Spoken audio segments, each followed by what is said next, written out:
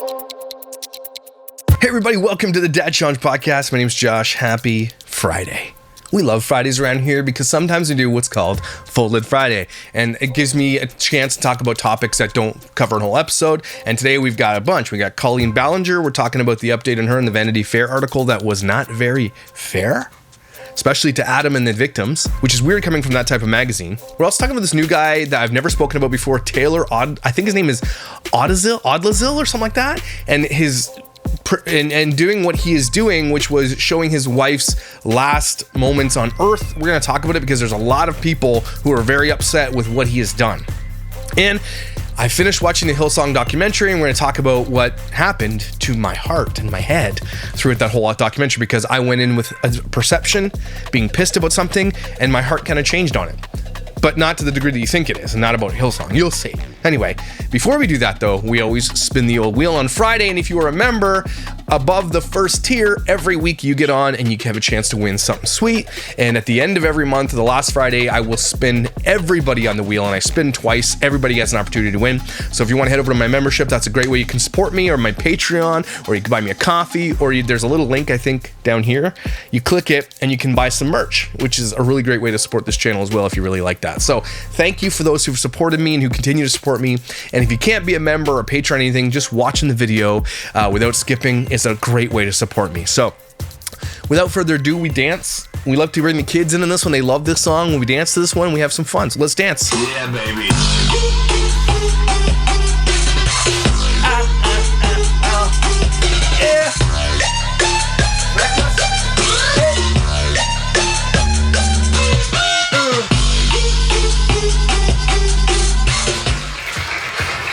Trisha Cleary. You win today. Reach out to Josh at the dadchallengepodcast.com with your shirt size and your address, and I'm going to hook you up, okay? Let's go.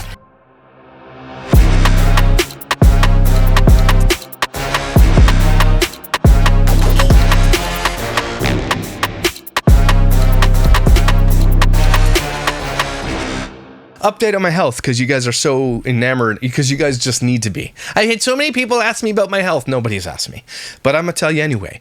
So I've been having dizzy spells, and the other night it kept me up because I'm like, because I know in my x-rays there's like a part of my spine that they saw a fracture, a little crack. They didn't think it was a big deal, but I'm like, it's a fracture in my spine. Not a big deal. Okay, whatever. But that's the way it is. And they thought it was fine. It would heal itself. And so I was trying to go to sleep the other night, and I'm having these mega, super crazy, like almost blackout points where I get dizzy, and I'm like, woof. And I think I told you guys when I was moving out of the house, the old one, nobody was around. I had to stand on this box and get this, I had these really expensive light bulbs in the garage. I didn't want to leave there. Like $30 a piece. They're those good ones that fan out. They super bright. Anyway, I should have just left them, but I fell off that box and landed on my back, and I'm like, man, if Kathy sees this, she would kill me. So all that to say, he's like, you shouldn't be on ladders, which I have definitely been on ladders, and I'm definitely getting dizzy on ladders. I'm an idiot. Okay. So just don't. So anyway, I went to get checked out today, and, she does all these things, and apparently there's these little rocks or these little crystals inside this little pouch in your ear, and sometimes, specifically when you fall off a scooter going 40 kilometers an hour, those rocks can get dislodged, right? And then they go into the tube, and that's what makes you super dizzy. Now, it only makes me dizzy when I do certain things. I know exactly which movements do it. And so she did all these tests on me and everything else. She was great. She was lovely. And turns out my recovery is going swell. I'm doing very well. Couple things I realized, she's like, you know what? Have you noticed that you've been a little bit more ornery or a little bit more upset or have a shorter fuse? I'm like, yeah. And remember that video I did on Trish Paytas I had to apologize for?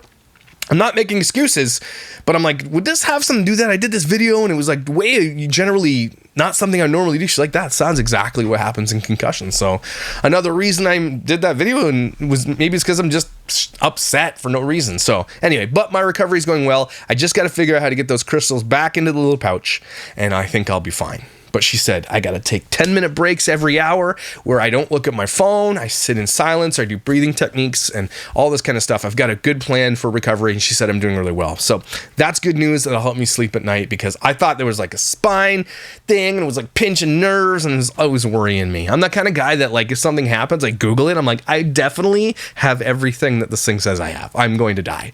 I hate that about me, but that's how I've always been. So stop Googling the things that are wrong with you. Oh, and I'd like to point out, my wife, I had to tell her this today too. My wife said it's probably this thing.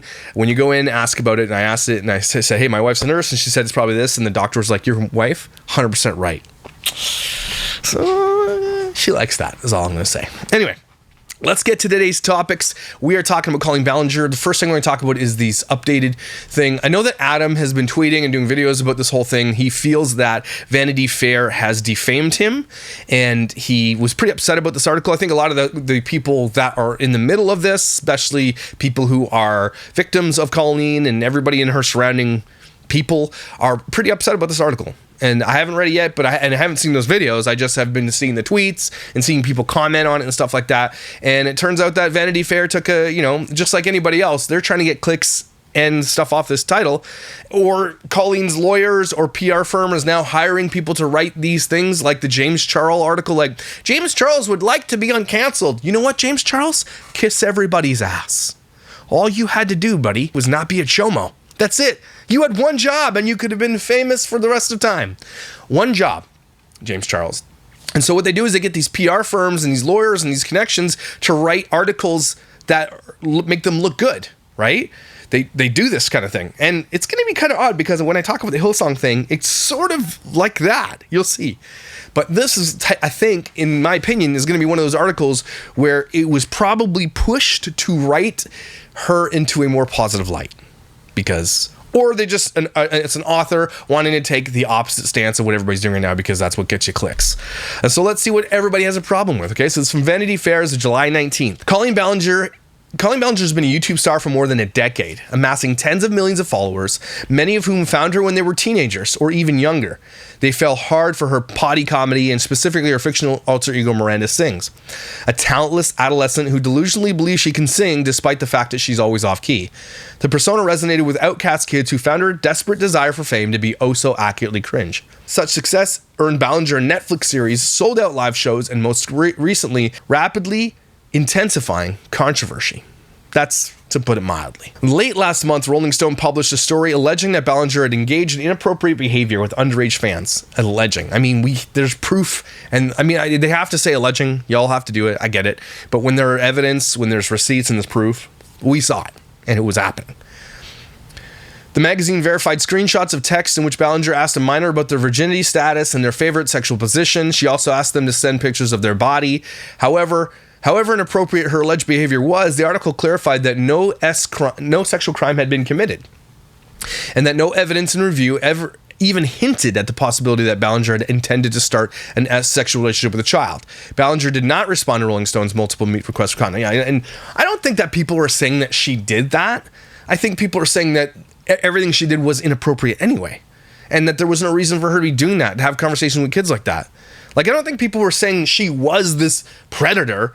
They're saying that she was grooming person and maybe didn't get to that degree, but was, and that's where she found her little niche. To those steeped in the world of YouTube fandom, a chaotic shape-shifting minefield where allegiances are fortified and swapped by the hour, I agree with that. Many of these claims were not new. Ballinger had even already responded to some of them on YouTube, of course. Rolling Stone's piece was tame, legally sound, one could argue, compared to the language and the rumors that had been flying around for years. Yet its publication preceded starker allegations against Ballinger getting similarly ushered into mainstream press. A few days after, Rolling Stone piece went live with HuffPost publishing its own investigative report. Her fans say she groomed them as teens. In the ensuing weeks, Ballinger would be accused of everything from performing a Beyonce song in blackface, as Miranda Sings, to texting a sex worker's nude photo to a minor, which she did. Ballinger's legal team has denied she performed in blackface, saying she was wearing green face paint for a prior cover of a song from Wicked. I think that's what I said, Ted. I agree. Like, I don't think she would ever have done that. Her Sings tour has since been canceled. Her career abruptly stalled. When reached for comment, Ballinger's lawyer replied in an email to that VF's inquiries were simply a regurgitation of the baseless and unsubstantiated claims that other media outlets and individuals on social media have reported previously. Now, that's what they have to say. This is the world that we live in. I was just listening to a news program and I was listening to Karine Jean-Pierre, which is the White House press secretary, being asked questions about cocaine in the White House and stuff, and just being able to say no, and that's all we're going to say. I'm moving on. Nobody really has to answer. They can say whatever they want. That's all they have to say. Nobody really has to be proved wrong or right. You just say what you got to say and you move on. That's where we are in the information age. When shit comes so fast, the next thing's going to come up anyway, and they're banking on that, right? The lawyers, PR firms, all these people can just say, no, we don't think so, and then move on. Because if she didn't break the law, she didn't break the law. She's not going to go to jail. This is court of public opinion from this point forward. And that's kind of sometimes the justice that people get. Use the court of public opinion, ruin people's careers because they absolutely deserve to have their careers ruined. The reality of some of these claims, and in turn, the broader narrative around Ballinger remains murky. Various allegations remain unverified, left to endlessly circulate as they fall under ever-expanding umbrella of inappropriate behavior. It's odd that these mainstream articles are always just trying to blur the lines of inappropriate behavior, right? Where in one aspect they praise cuties on Netflix, and in the other aspect, when they talk about the Sound of Freedom, they're like, that's the worst thing that ever happened. It's really, you got to keep your ear open and in tune to mainstream and public narratives blurring the lines between what is appropriate with children and not, because that is the fight that is going on right now, and I don't care what anybody says, okay? There is a line being blurred right now intensely and on purpose, okay? No matter what you think. And I know people are like, that's a conspiracy. Just open your eyes and see it. Again, the cuties thing versus the Sound of Freedom is everything you need to know. When you got one publication saying cuties is the best thing since sliced bread, and this movie about child trafficking, oh, it's so QAnon, don't watch it. Think about that for a second. If you think that's a conspiracy, your brain isn't on. Turn your brain on. When you can just say, oh, it's conspiracy and walk away, that's not an answer. Oh, it's just a conspiracy. Okay, so be it. So it's a conspiracy. But what if it's true? Anyway. That's my tinfoil hat. You could be forgiven if you're one of the millions who, back in the summer of 2020, allayed some COVID anxiety by dividing into the YouTube drama unfolding between Ballinger and her former fan, Adam McIntyre, a then 17-year-old. Ballinger was his idol. Her merch could be seen all over the Irish teenager's bedroom, where he recorded his own videos. He was an aspiring influencer himself, making sweet, low-stakes YouTube content about his life. And then he posted a video called Colleen Ballinger Stop Lying. That's when shit hit the fan. In it, McIntyre told several seemingly unrelated stories. One recounted the time Ballinger sent him lingerie in the mail, to his mother's horror. The lingerie was new and unworn, and Ballinger has since apologized for sending it. Wow, then. No harm, no foul. You idiots. I love this idea, oh, you apologize. No worries, then. You still did it. The apology isn't it. That's not going to help. Another was intended to debunk the rumor that he was secretly behind some anti-Miranda Sings social media accounts that Ballinger had gotten wind of. A third concerned the fallout of a tweet that Ballinger allowed McIntyre to post as Miranda Sings from the character's Twitter account. We talked about that. He took over the account, blah, blah, blah. That was about Meghan Trainor and everything else, and she got super upset about that, and then she threw him under the bus. It might sound strange to hear that Ballinger had put a fan in charge of her character's Twitter to begin with, but that access went in line with her public image. Did it? Then why didn't she say that? That's really weird. Ballinger was closely aligned with her most devoted young viewers. For her to remove that access as McIntyre experienced felt painful. McIntyre felt that Ballinger was guilting him, selfishly preoccupied with her reputation rather than his feelings. After the backlash, she apologized for the tweet. Later, she denied ever blaming McIntyre and said she should have reviewed his tweets. Now, she definitely blamed him. Then came the YouTube response to McIntyre's YouTube accusation, a classic back and forth. If the names James Charles and Taddy Westbrook mean anything to you, you get the idea. Ballinger, 33 at the time of her response to a teenager, posted a classic apology vlog. She revealed screenshots of Instagram's DMs she sent to McIntyre and one that McIntyre's mother had purposely sent to her. We talked about all that stuff, how about she threw his parents under the bus and everything else. According to her, even he'd send photos of himself jokingly posing in the underwear to the group chats that included Ballinger and her most noted fans. Ballinger painted a seemingly accurate portrait of the Miranda Sings community, a silly place for kids like McIntyre to belong. That's I don't like that. I don't like them just putting that there, because that's not really what it was. Maybe to those kids is what it was, but this is an adult running this conversation with teenagers. She says, I'm not a groomer, I'm a loser. Not enough. That's not a good enough excuse. You can't just go to people who do this and be like, "Oh, you're just a loser. No problem. Moving on." Looking up to an increasingly famous and powerful public figure, "I'm not a monster, I'm not a groomer, and I don't deserve to die," Ballinger said in the video, alluding to the possibility that she'd received death threats. Public opinion, or at least YouTube fandom, swayed back and forth towards Ballinger through the pendulum, though the pendulum would swing back and forth for years. McIntyre established a new YouTube identity as Ballinger's whistleblower, frequently posting new videos and racking up hundreds of thousands of views by commenting on the hypocrisy of her every move. Meanwhile, Ballinger continued to work on a YouTube channel that was far from her Miranda Sings satire. Colleen Vlogs offered wholesome lifestyle content about her kids. That's where we'll disagree here. There's no such thing as wholesome lifestyle content, including children who cannot give informed consent. And I'm sure if you look through Vanity Fair, there's probably been articles where they don't like that either, where they don't like the exploitation of children online. So to say that is alluding to the fact that she's just all innocent in this. But this is what drew me to Colleen, is for her using her children, exploiting them online. So it's not wholesome lifestyle content. When you use children and exploit them on the internet, it's not wholesome. Okay, there's nothing wholesome about that. It's predatory and it's disgusting. McIntyre appeared to seize on this, accusing Ballinger's brother's family, the Ballinger family, who a family-oriented channel, of endangering and exploiting their children online. Yep, I think we can all agree. I think even in this world, how far we've come in this conversation, that what the Ballinger family does, what Colleen does, is exploitative and it is dangerous for children. We have established that time and time again. Go watch any of my videos on this, especially the AI ones. We have established that kids online without their informed consent is dangerous, especially with those with millions of fans. How creepy that I feel I watched them grow up, he said. It's disgusting. His critique gave way to a denunciation of family channels more broadly, which is the movement is growing and everybody's on the board with this. For years, this drama was very insular and probably should have stayed that way. But on June 7th, McIntyre posted an anti-Ballinger video as he does so very often. This one was titled, "My Relationship with Colleen Ballinger." He had new details he claimed describing staying up with her back when they were close and listening to her talk about her divorce. According to McIntyre, she embroiled him in a hateful campaign against her ex-husband. Then he came to a realization that shocked YouTube. "This woman used me. This woman groomed me." The line set in motion yet another stream of blowback against Ballinger, but this time the word grooming captured the attention of the mainstream. Now, this is going to be interesting because I know that mainstream media hates this word, but this has become that overused word that lost all its power. Like when people accuse me of people accuse me of being a transphobe because I don't like the idea of people wanting to transition children, and they call me a transphobe and everything else. You lost all your power. It doesn't mean anything anymore. Same sort of with this. But the left, specifically Vanity Fair and mainstream media, wants this word to be gone. They don't like the power the word holds because it's still holding power. When Adam used that word against Colleen, that perked up everybody's attention. They are completely right about that. Then everybody jumped on board, and now they're starting to realize, okay, because they're recognizing that grooming is the behavior before the behavior.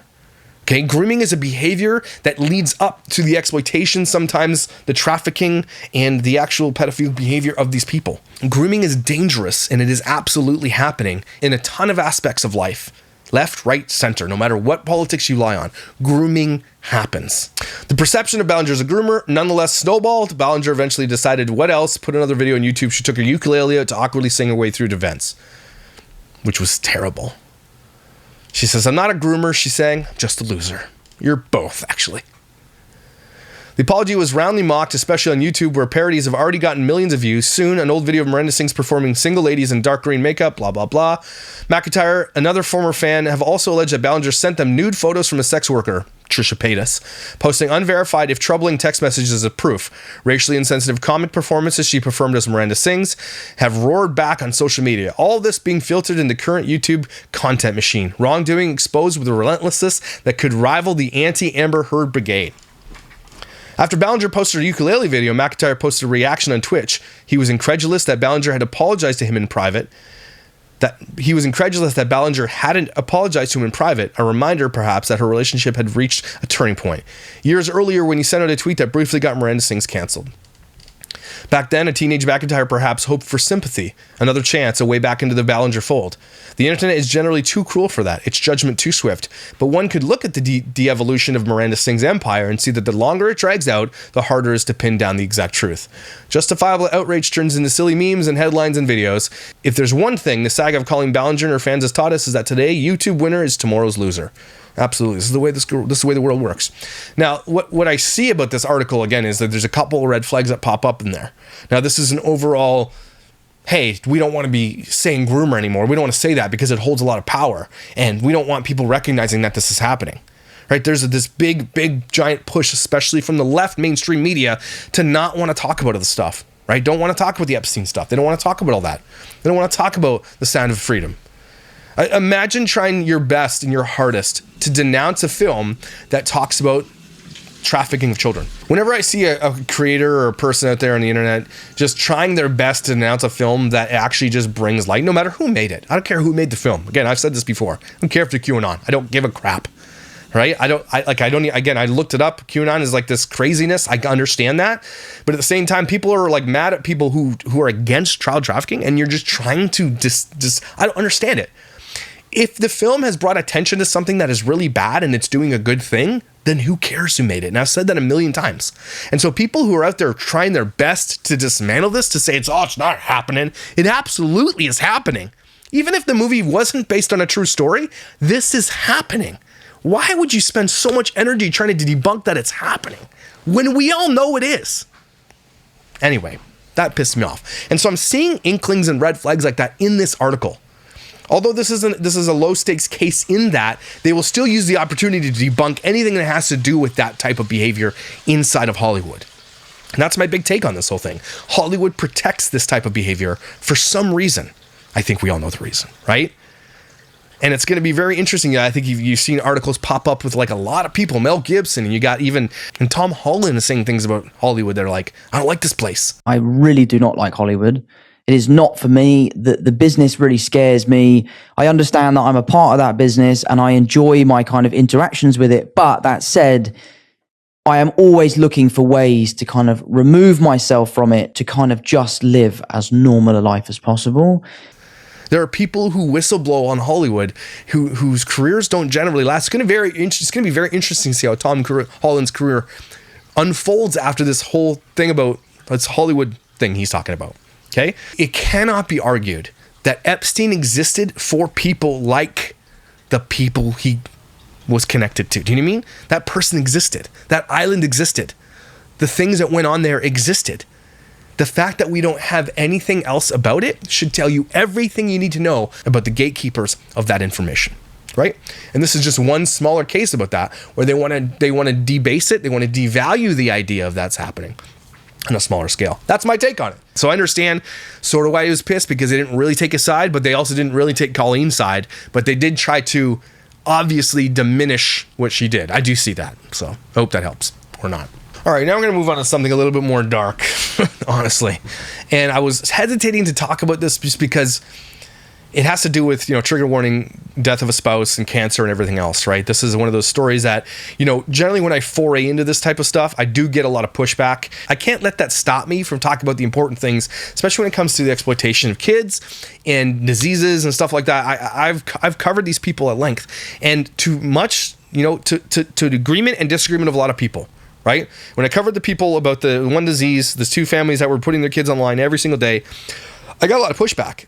But I don't think I was wrong in it. I feel like there's a place you can be in a balance. When you're talking about a disease, you don't have to show your kid every single day in every position and everything else. And I stand by that. I stand by it. I think there's a place you can expose and you can be that voice without exploitation, because there is a fine line between it all. Right?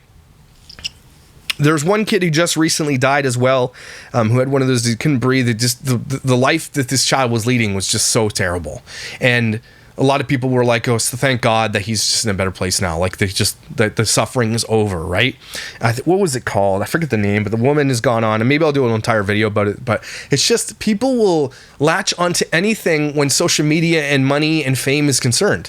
And I think honestly, most of these people, specifically with that one disease I was talking about earlier, I don't think they meant it to go there. I think they honestly, in their heart, had good intentions, but it just got away from them when fame and likes and millions of people following you, it hits your head different. Fame changes people. I don't care what anybody says about that. Fame absolutely changes people.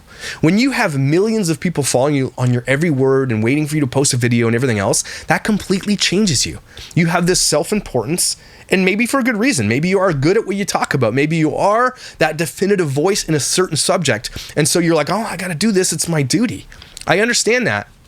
But there is a fine line, especially when it comes to children and their consent. In this case, with Taylor Odlozil, I think his name is, this has been popping up a lot on things like TikTok gossip and everything else. This guy's wife was diagnosed with cancer, and then he started growing a massive channel on TikTok and YouTube on it. His name's Taylor Odlozil. It's a weird last name, but he's got amassed 2.6 million followers on TikTok alone, which is a big deal.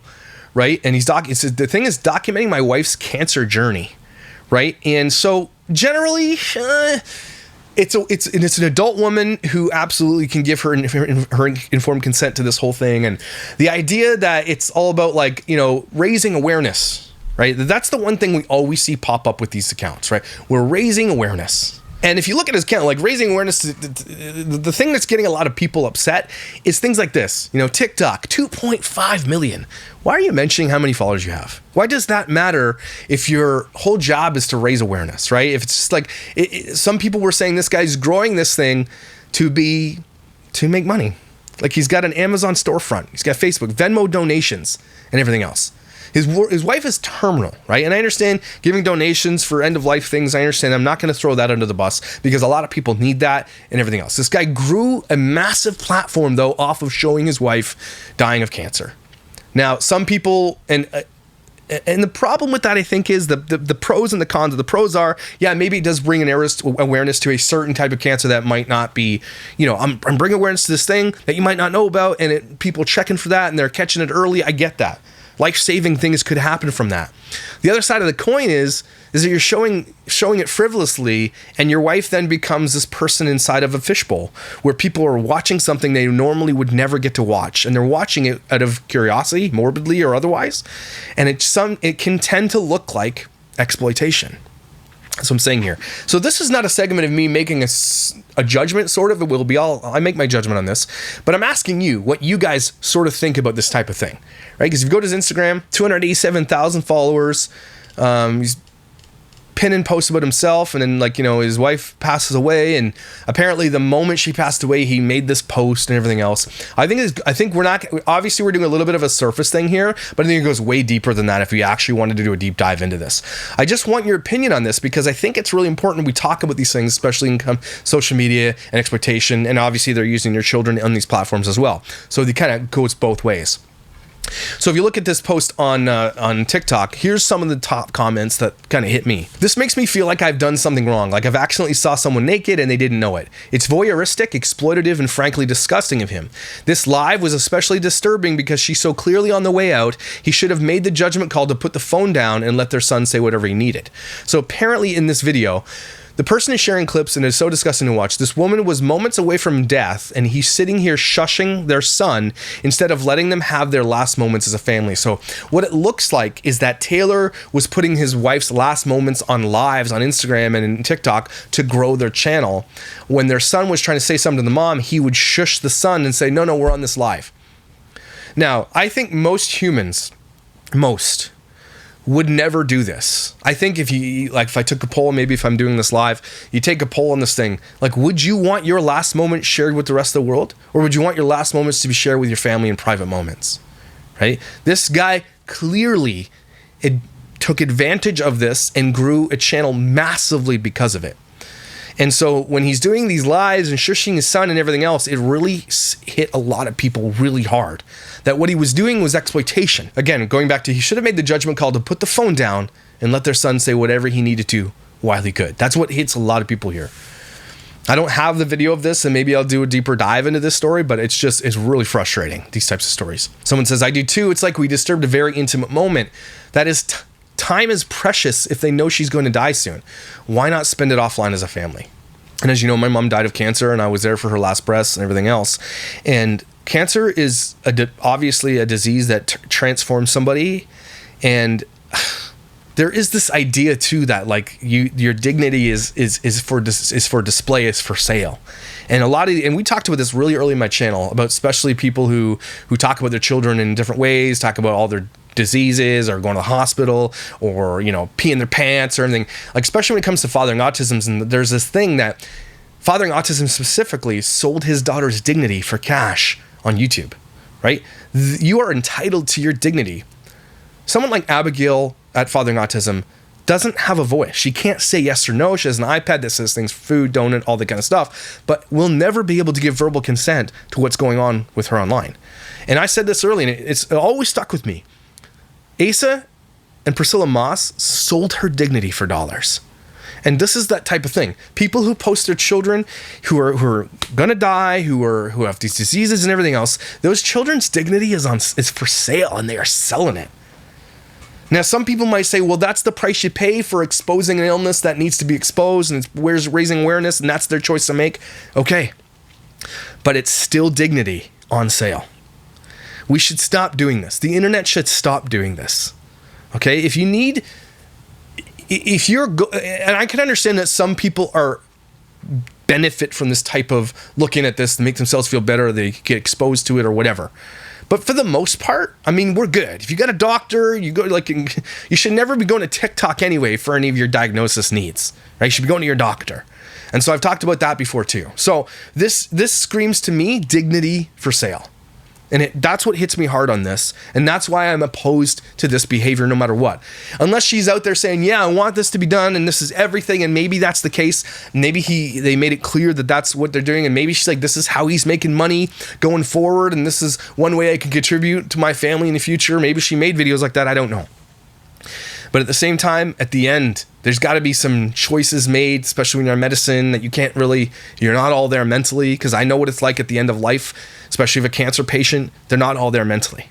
They really aren't. The medicines, things that they're on, there's no way they can be making choices, is what I'm saying. So that kind of sits with me too. How soon was she to pass while he's live? They said less than 24 hours. He exploited her until her last breath.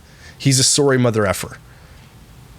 She passed about 2 days after the live. I saw someone upload a full video of the live, and she looked so tired. She even admitted just talking made her nauseous. She deserved to be able to spend time with her family, not be paraded around on TikTok. The live was the same day her sister posted about them having plans to watch a movie together, but Haley took a turn for the worse with her health. So this guy's out. I mean, again, I waited a few days to talk about this just because, again, his wife has died, but he has continued to make post after post and everything else, and hasn't taken a break from all this, is capitalizing on this at the end of life. So again, I don't want to keep going down this path, but I might look into it a little further. What say you? Are you on YouTube? Are you watching this type of content? If you are, why? What do you get out of it? Right? Is there a point where you think, well, the dignity's on sale? Is there a point where you're like, her dignity is here and it's being violated? Is there a point where you're like, get off the internet, dude? We know all about the disease now. We know all about the cancer. Now just say, get offline. I'm leaving now, taking weeks off because she's at the end of her life and I don't want to spend it online. Shouldn't be spending it online anyway, right? That's where I sit. Even if she gave permission to all this stuff, at this point in time, if she's almost done, why are you still online? Get off the internet. I understand sometimes using social media as a place to vent your frustrations or to celebrate a life, or to even when my mother died, I made a post on Facebook to my friends and family about how she had passed away. And it was a moment that I shared that was really important to me. That's how I actually dealt with that grief. So I understand that, right? I didn't make a call to anybody. I made a post to my friends and family. And so I get that. There are people who grieve in a way where they need to express that. And so I understand that too. But I just want to know what you think. Below, comment what you think. Is this guy, did he take it too far? It's actually gonna matter what we see going forward too, and all this stuff. A lot of people are conjecturizing TM that he's going to move on super quick and everything else. And it's just, when it comes to the internet and these types of behaviors, we're in uncharted territory. And so that's why we talk about this stuff. So I think it's why it's important. So that's why I'm looking for your opinion on it. So leave it below. Last thing we're talking about, the Hillsong debacle. Holy shit balls. Damn. So I watched the documentary, which you can watch on Disney Plus. I think it's through some Stars or something like that. It is an amazing documentary. And I just did an article on Vanity Fair, and I thought they were totally unfair. But this one was done by Vanity Fair, and it was an amazing, amazing documentary. Okay. They really, really covered an expanse, except they did at the end, they only touched on the money things, which I think was one of the most important parts of the Hillsong collapse than anything else. But it was basically about Carl Lentz and the fall of Carl Lentz. Now, as you guys know, I'm an ex-pastor. I come from a church that's a mega church, and I was following, Hillsong's music. I played their music. I loved their music. I loved Carl Lentz. I thought he was great. I thought what he was doing for the play. This is when I was sold out, and I was drinking the Kool-Aid. I thought what they were doing, this is good. Put the butts in the seats. I don't care what he's doing, right? And then Carl Lentz had a fall, a moral failing. It makes me angry when pastors do that. I get super upset, and so I threw Carl Lentz under the bus just like everybody else. Now, I do believe that people have redemption, and I do believe people deserve redemption. I believe God forgives everybody, no matter what your sin. I did a video on Dave's a Douche about King David, who basically did this. He wanted Bathsheba, took her, basically killed her husband to take her, right? And he was still one of God's most loved people. He was chosen. He had redemption, right? But as a pastor, I'm like, okay, once you've done that, there's no coming back. And I was like, I'm going to watch this movie, and if they're good to Carl Lentz, I'm going to be so pissed, okay? But damn it, by the end of watching this documentary, I'm like, my heart has changed. And this is a documentary coming from Vanity Fair, not a Christian publication. And the way that he came across and the way that they did this documentary and how honest it was so crazy. And man, did it change my heart on Carl Lentz. It really did. Holy shit, I'm so upset at myself. But I go in with this hardened heart, and I come out at the other side, I'm thinking, man, okay, it's different than we think. It is different. And this is from Vanity Fair. And so what they did was they go through the Carl Lentz situation and how he totally, I thought to myself, damn, he's just going to sit there and just say what we need to hear. But he did at the same time, though. He's like, look, it's on me. It's on me. It's on me. Every single time. And took it, and you could see the humility and the humbleness that happened because of it. So that was one takeaway from it, is that Carl Lentz came out on the other side of this thing in a good light. And if it's all fake, then shame on them for doing it. Shame on Carl Lentz and shame on them. But I don't see it. And if it was, though, man, then I've been had. But damn if I don't feel like there is redemption for everybody, no matter what. That was a good thing about this whole thing, especially someone who doesn't go to church anymore, doesn't really like church anymore, who's looking for a church and trying to, place my faith where it needs to be and going through all these transitions. It was good. And again, coming from Vanity Fair, most unlikely place. But the other side of it was this Brian Houston thing, who is a guy who did not take any accountability, who still to this day won't take accountability for everything he did. And you see Brian Houston sitting there in interviews with Carl Lentz, throwing him under the bus and being like, I don't like his tattoos, and laughing. You can see that there's this super push-pull between them, whereas Carl Lentz was becoming the guy of Hillsong, and Brian Houston would never become that guy, and Brian Houston finding ways to get rid of him, and then when this happened, they just got rid of him, right? Whereas other pastors who did the same thing Carl Lentz did, they would move them in different places. So, Brian Houston was sitting on top when all the Carl Lentz thing was going on, and then, oh shit, everything came out about Brian Houston. And Brian Houston did what Carl Lentz did, or more, right? So he was accused of more than one woman of doing the same thing Carl Lentz basically did. He was in a hotel room with a woman for 45 minutes, doesn't know what happened. For 45 minutes, you don't know what happened? Okay. And then, so, I was drinking and I was taking my anxiety meds. No one believes you. So it was this fall from grace for Hillsong. And they talked about how Carl Lentz was crashed and burned because of it, and he deserved it. And he even said it, look, I deserved it. But was thrown under the bus by Brian Houston, who's the guy that shaped him and told him what to do. And then all along, the narrative of all the volunteers and people who served there, talking in the background about how Hillsong ruins everything for everybody. How they take advantage of volunteers and they destroy people, right? And then they spend absurd amounts of money on certain things, and they just treat people like shit all along the way. And you got Bobby Houston in there, knowing that her husband's doing the shit, and still just defiantly like Grinch looking woman in there. You know, the fall from grace was enormous. And at the end of the whole thing, they touched on the money scandal, which was crazy, because the money scandal is the biggest part of the Hillsong collapse, as far as I'm concerned. The money they spent, like the $1 million they had to pay that World Vision had to pay to put their booths up. They didn't talk about that stuff. They didn't talk about the flights. They talked maybe quickly about going to this $150,000 vacation spot in Mexico during COVID. They didn't touch on any of that stuff, right? And it was bothered me because that was the big stuff. Moral failings, of course, yes.